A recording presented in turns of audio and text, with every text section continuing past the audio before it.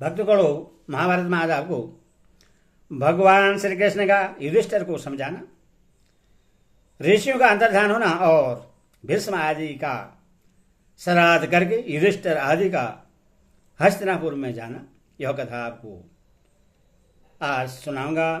आप इस चैनल को लाइक एंड सब्सक्राइब जरूर करें। कथा सुनिए। वैश्वान जी कहते हैं, राजन, अद्भुत कर्म करने वाले वेद व्यास जी जब राजा युधिष्ठिर को संतावना दे चुके तो भी उन्हें बंधु बांधवों के मरने से अत्यंत दुखी जानकर महातेशी भगवान श्री कृष्ण ने इस प्रकार समझाना आरंभ किया। धर्मराज, कुटिलता मृत्यु का स्थान है और सरलता वर्मा की प्राप्ति कराने वाली है। इस बात को ठीक ठीक समझ लेना ही ज्ञान है। इसके विपरीत जो कुछ है वह कोरी बकवाद है। भला उससे किसी का क्या लाभ होगा? इस समय आपको अकेले अपने मन के साथ युद्ध करना है।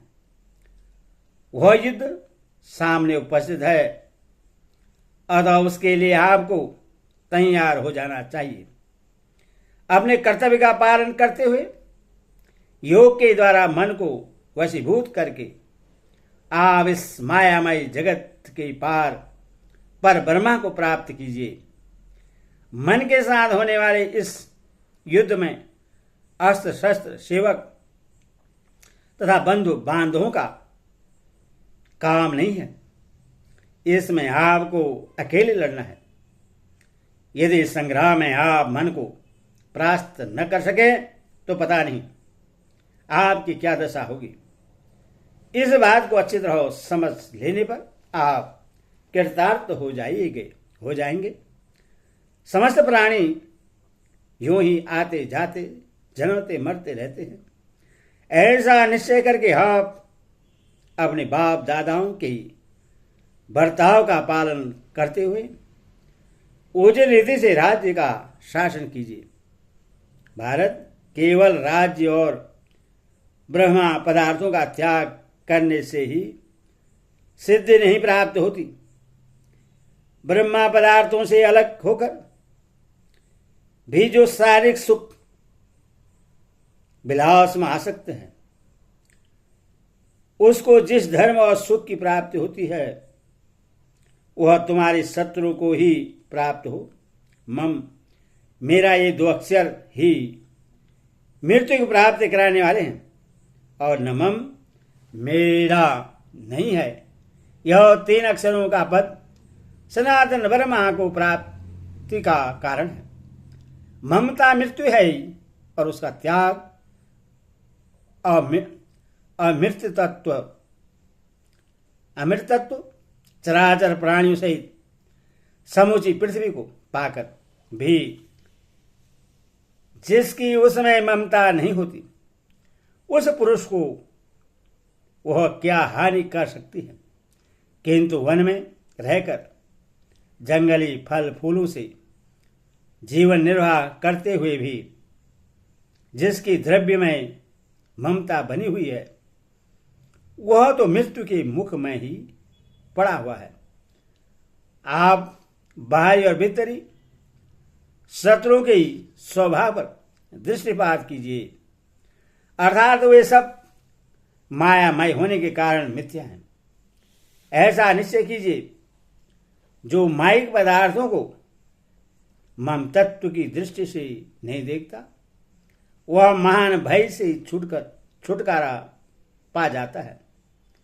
जिसका मन कामना में आसक्त है, उसके संसार में प्रतिष्ठा नहीं होती। कोई भी प्रवृत्ति बिना कामना के नहीं होती और समस्त कामनाएं मन से ही प्रकट होती हैं। विद्वान पुरुष कामनाओं को दुख का कारण जानकर उनका परित्याग कर देते हैं। योगी पुरुष अनेक जन्मों के अभ्यास से योग को ही मोक्ष का मार्ग निश्चित करके कामनाओं का नाश कर डालता है। जो इस बात को जानता है वह दान, वेदाध्ययन, तप, वेदोक्त कर्म, व्रत, यज्ञ, नियम और ध्यान योग आदि का कामना पूर्वक अनुष्ठान नहीं करता। और जिस कर्म से वह कुछ कामना रखता है वह धर्म नहीं है, वास्तव में कामना का निग्रह ही धर्म है और वही मोक्ष का बीज है। इस विषय में प्राचीन बातों के जानकार विद्वान काम गीता के नाम से प्रसिद्ध एक प्राचीन गाथा का वर्णन किया करते हैं, उससे मैं आपको सुनाता हूं, सुनिए। कामना कहती है कोई भी प्राणी वास्तविक उपाय, निर्मदा और योगाभ्यास का आश्रय लिए बिना मेरा नाश नहीं कर सकती। जो मनुष्य अपने में अस्त्र बल की अधिकता का अनुभव करके मुझे नष्ट करने का प्रयत्न करता है, उसके उस अस्त्र बल में मैं अभिमान के रूप में प्रकट होती हूं। जो नाना प्रकार की दक्षिणा वाले यज्ञों द्वारा मुझे मारने का उद्योग करता है, उसके चित्त में मैं वैसे ही उत्पन्न होती हूं जैसे उत्तम योनियों में धर्मात्मा जो वेद और वेदांत के स्वाध्याय रूप साधन के द्वारा मुझे दबाने की कोशिश करता है। उसके मन में स्थावर प्राणियों में जीवात्मा की भांति अव्यक्त रूप से निवास करती है।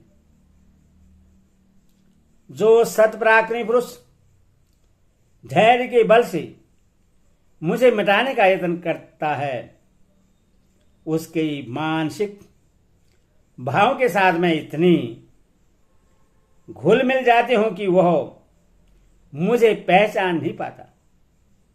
जो उत्तम व्रत का आचरण करने वाला पुरुष तपस्या के द्वारा मेरे अस्तित्व को मिटाने का प्रयास करता है, उसकी तपस्या में ही मैं प्रकट हो जाती हूं।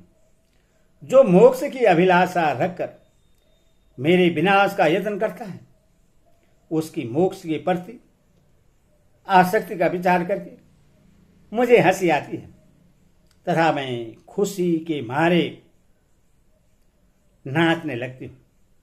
मैं प्राणियों के लिए अवध्य एवं सदा रहने वाली हूं।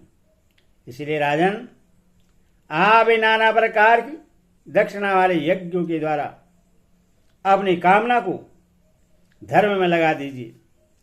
ऐसा करने से आपका अभिष्ट सिद्ध होगा। विधि के अनुसार पर्याप्त दक्षिणा देकर आप अश्वमेध तथा अन्यायन यज्ञों का अनुष्ठान कीजिए। इससे आपको इस लोक में उत्तम कीर्ति और परलोक में श्रेष्ठ गति प्राप्त होगी। बेसवान जी कहते हैं, राजन, इस प्रकार भगवान श्री कृष्ण, वेद व्यास, देवस्थान, नारद, भीम, अर्जुन, नकुल, सहदेव, द्रौपदी तथा अन्यायन श्रेष्ठ पुरुषों और शास्त्र वेदा ब्राह्मणों के समझाने बुझाने पर युधिष्ठिर का शोक जनित दुख दूर हुआ और उन्होंने मानसिक चिंता छोड़कर देवताओं तथा ब्राह्मणों का पूजन किया।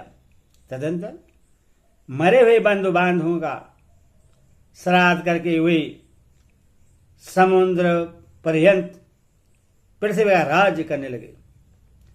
उस समय सबके समझाने पर जब उनका चित्त शांत हुआ तो वे अपना राज्य स्वीकार करके व्यास, नारद तथा अन्यायन मुनिवरों से बोले, महानुभाव, आप सब लोग वृद्ध और मुनियों में श्रेष्ठ हैं। आपकी बातों से मुझे बड़ी संतावना मिली है। अब मेरे में तनिक भी दुख नहीं है। इधर पर्याप्त धन भी मिल गया, जिससे मैं भली भांति देवताओं का यजन कर सकूंगा। अब आप लोगों के ही सामने यज्ञ आरंभ करूंगा। पितामह व्यास जी, हम लोग आपकी ही रक्षा में रहकर हिमालय पर्वत पर चलेंगे। सुना जाता है कि वहां का प्रदेश अनेकों आश्चर्यजनक दृश्यों से भरा हुआ है। आपने देवर्षि नारद ने तथा मुनिवर देवस्थान ने बहुत सी अद्भुत बातें बताई हैं जो मेरा कल्याण करने वाली है। महान सौभाग्यशाली पुरुष को छोड़कर दूसरे किसी को संकट के समय आप जैसे साधु, सम्मानित हितैषी गुरुजनों का दर्शन सुलभ नहीं होता। राजा युधिष्ठिर के इस प्रकार कृतज्ञता प्रकट करने पर सभी महर्षि बहुत प्रश्न हुए और युधिष्ठिर श्री कृष्ण तथा अर्जुन की अनुमति लेकर वे सबके देखते देखते वहां से अंतर्ध्यान हो गए। इस प्रकार सभी पांडव भीष्म की मृत्यु के बाद शौच कार्य संपन्न करते हुए कुछ काल तक वहीं रहे। उन्होंने भीष्म और कर्ण आदि कुरुवंशियों के निमित्त और दैहिक क्रिया श्राद्ध में ब्राह्मणों को बड़े बड़े दान दिए। तत्पश्चात सबने हस्तिनापुर में प्रवेश किया और धर्मात्मा युधिष्ठिर प्रज्ञाचक्षु राजा धृतराष्ट्र को संताना देकर भाइयों से पृथ्वी का राज्य करने लगे। हरि ओम तत्सत्।